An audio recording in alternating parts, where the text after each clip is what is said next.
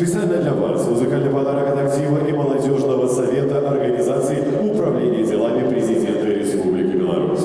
Встречайте творческий коллектив, семейную династию работников Национального парка Братские озера. Татьяна, Ирина и Алина Дорофеевы. Ваши аплодисменты!